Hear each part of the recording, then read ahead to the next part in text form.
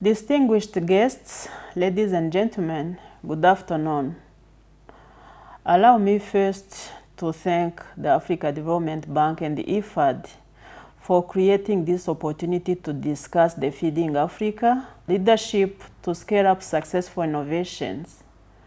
My inputs will turn around the below asked questions. The first question is, what are the priority technologies that markets are demanding, and what are the successful business models that enable the scaling? For this, there are several high growth potential markets to consider. First, there is a market for agricultural inputs, technologies, and equipments. There is a clear growth in the market for improved seed, both organic and inorganic fertilizers. There is also a growing market for mechanization, equipment for production both on farm and post-harvest handling and processing that are at small scale farmers reach. In certain parts of Rwanda, for instance, labor is becoming scarce and even more expensive than some of the mechanical tools. It is very essential that our farmers get access to these productive enhancing technologies to catch up with the rest of the world, but more importantly, to feed our growing population. Experience with accelerating growth in these markets depends on the nature of the production organization, the capacity of farmers, marketing penetration, and overall market conditions. Second, there is also a growing market for agri-food processing, transportation, packaging, and distribution. Here, the opportunities are very wide, especially as our middle class and the urban population is growing and demand more diversified food products. Experience with the accelerating growth in these markets suggests that it is critical to pay close attention to logistics, quality, and consumer preferences.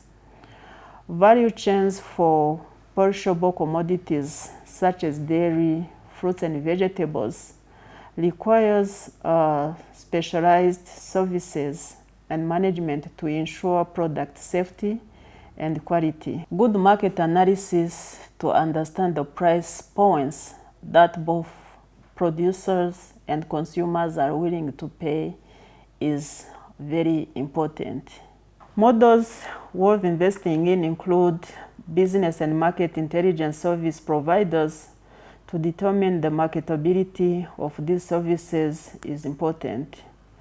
Custom hiring services for agricultural machinery and equipment have lots of opportunities, especially for small-scale mobile custom hire service for tractors and specialized implements, irrigation equipment installation, and maintenance. We expect niches of high-value agriculture and livestock products to grow rapidly for both domestic and export markets.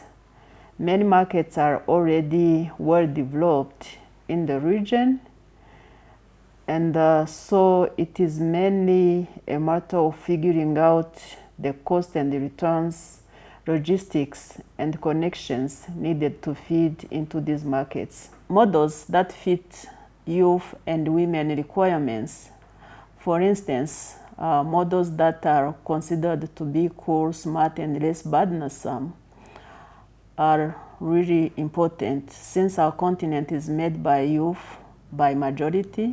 We need to harness the energy to revitalize and, more importantly, to transform our food systems. The second question is, how can we further deliver technology adoption at scale in Africa?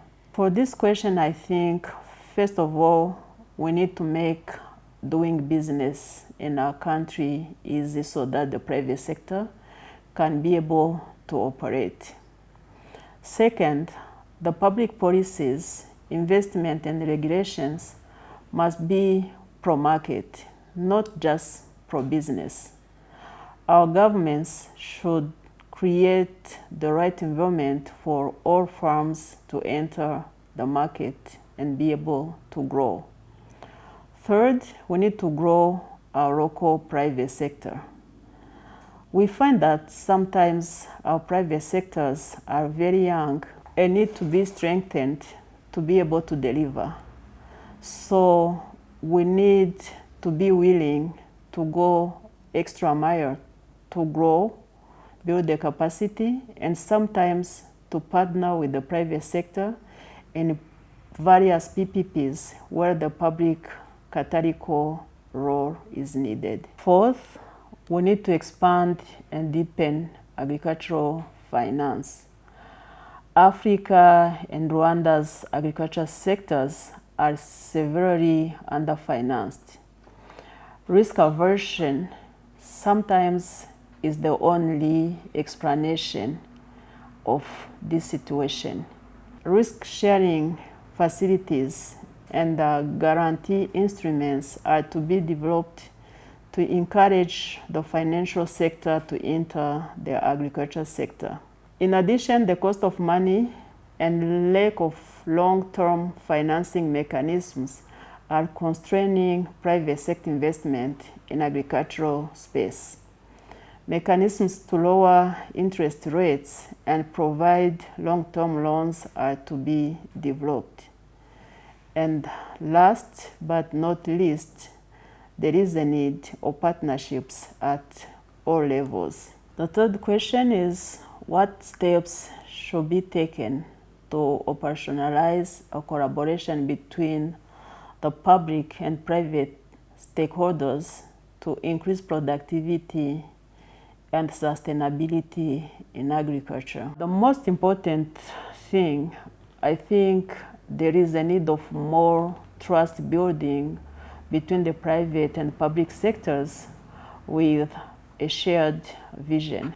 We also need to build the capacity all around, have proper plannings, and deliberately we need to deploy efforts to make sure that productive and sustainable technologies are reaching our farmers. We also need to build sustainable and reliable financing mechanisms. We need to recognize that we are all in this for a long haul.